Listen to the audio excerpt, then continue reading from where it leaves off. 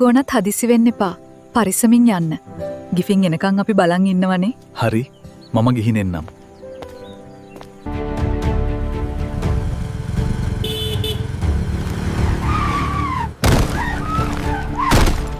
අම්මා පාසල් ගාස්තු දෙන්න ඕනේ. තාත්තට දැන් රස්සාවට යන්න විදියක් නැති හින්දා අපි කන්නේත් බොහොම අමාරුවෙන් පුතේ. ප්‍රශ්නේ හොස්පිටල් බිල් එක විතරක් නෙමෙයි. අනේ ඉන්කම් ප්‍රොටෙක්ෂන් එකක් තිබ්බනේ. මැඩම්, ඔයගේ පොලිසි එකෙන් මන්ත්ලි ඉන්කම් බෙනිෆිට් එකක් ලැබෙනවා.